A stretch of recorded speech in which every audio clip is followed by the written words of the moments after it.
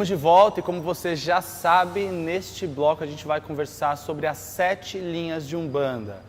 Uma pergunta que eu faço para o Nicolas é: quando o Caboclo das 7 Encruzilhadas trouxe a religião, anunciou, ele já ali determinou o que seria as 7 linhas de Umbanda? Não, de fato não. De fato ele determinou qual seria a principal margem da Umbanda, que é a manifestação do Espírito para a prática da caridade. Os que sabem mais aprenderemos, os que menos sabem ensinaremos, e a nenhum viraremos as costas, porque essa é a vontade do Pai. Então, praticamente, ele falou, é a manifestação do Espírito, ou seja, uma religião de espíritos que vão praticar o quê? A caridade. Ali é uma fundamentação da religião. Depois, a tenda ficou ali mais ou menos uns 20 anos dentro do útero, trabalhando. Imagina, um espírito vem e fala, agora nós vamos começar algo do zero. Então, muita coisa foi estruturando, os médicos entendendo o que é mediunidade, como é a mediunidade na Umbanda. Na verdade, era um espelho do espiritismo, só que adaptado segundo a palavra do caboclo. Então, imagina como deve ter sido esse período bem complicado. Há mais ou menos 17 anos do fundamento da Umbanda, numa entrevista, o Léo de Souza citou que existiam as 7 linhas de Umbanda. Opa, peraí, então 17 anos depois da fundação da religião, o Léo de Souza, que era um braço direito do Zélio, chegou e falou, existem 7 linhas de Umbanda. Pô, peraí, o que é 7 linhas de Umbanda? Não, são 7 forças que sustentam os trabalhos da espiritualidade. Tá. Mas nunca foi definido, nunca foi codificado de uma forma aberta as 7 linhas de Umbanda. Pode-se ter um entendimento que talvez na tenda tenha um conhecimento fechado, restrito, mas na parte literária, a única coisa que a gente tem é no primeiro livro de Umbanda, do próprio Léo de Souza, onde ele aborda de uma forma simples, objetiva, vamos falar rasa, porque hoje a gente tem muita explicação, né? Sim. Mas para aquela época era um boom. Eu tenho 7 radiações que sustentam o trabalho de alguns espíritos, sendo que na 7ª eu tenho a linha das almas. O que é a linha das almas? É a linha aonde os espíritos entram. Ou seja, era entendido como um processo até de evolução, talvez. Então, a linha das almas era onde os Exus trabalhavam, os espíritos estavam começando a se regenerar e entravam por essa linha para poder trabalhar. Esse é o que a gente tem de entendimento sobre a linha do Zélio. Ah, mas e quem chefia essas linhas? Os santos, que são sincretizados com os orixás. Só que, de fato, depois a gente vai falar um pouquinho mais sobre orixá. O termo orixá não é o que a gente tem muito hoje, que é um ser que incorpora, era um cargo, era algo hierarquizado. Por exemplo, Cristo é cargo, Buda é um cargo. Então você tem essa concepção logo nas 7 linhas de Umbanda. Então, fez-se as 7 linhas de Umbanda, se explorou. A próxima vez que foi se falar foi em 1941, no primeiro congresso de Umbanda. Até então, essas eram as 7 linhas de Umbanda. Quer dizer, a primeira vez que foi discutir isso foram praticamente 30 e poucos anos depois da fundação da Umbanda. 30 e poucos anos, né? E lá eles definiram que essas seriam as 7 linhas, numa ordem inversa. Ou seja, qual seria a ordem inversa? Se a gente fala das 7 linhas de Umbanda do Zélio, a gente tem uma ordem que eles colocaram. Que a gente tem Oxalá no começo, aí a gente tem Ogum, e a gente vai descendo até chegar na linha das almas. Lá no congresso eles entenderam que também era um processo evolutivo. E aí começou a primeira linha das almas e a última de Oxalá, que seria a linha da iluminação, vamos dizer assim. Da ascensão do espírito. Então no primeiro congresso o pessoal olhou e falou, beleza, as 7 de Umbanda são isso, tem muito mais coisa que depois a gente pode abordar sobre isso. Só que a partir dali, um ano depois, em 42, Lourenço Braga lança um livro onde ele cria ele codifica uma outra interpretação das 7 linhas de Umbanda, onde aparece pela primeira vez a linha do Oriente. Então, e foi um livro muito, mas muito espalhado na religião de Umbanda. Tanto é que algumas pessoas hoje praticam a Umbanda e tem esse conceito de falar, eu sou da Umbanda tradicional e as minhas 7 linhas de Umbanda tem a fundamentação em Lourenço Braga. Então, uma galera hoje de terreiros se linka muito a essa estrutura. Então, a gente tem essa questão das 7 linhas de Umbanda. A partir de Lourenço Braga, a gente começa a ter uma infinidade de autores, onde eles vão pegando a base, que é de Lourenço, e adaptando. Um tirando o povo do Oriente, colocando o outro, colocando o Xum, tirando o Xum, colocando...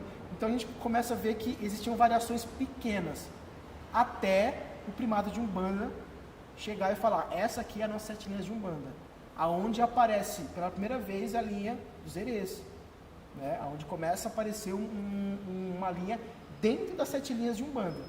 E a partir dele vem a Umbanda Esotérica do Mato e Silva, e a gente começa a discorrer até os dias de hoje, que a gente tem uma 7 linhas de Umbanda muito bem conhecida, que é do Rubens Saraceni, da Umbanda Sagrada, onde são intitulados também 7 tronos, 7 irradiações, e assim vai.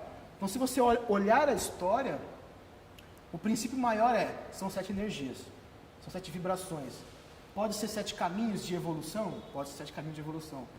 Não necessariamente são espíritos, não, é um tipo de energia que existe. O número 7 também dispensa comentários da gente falar.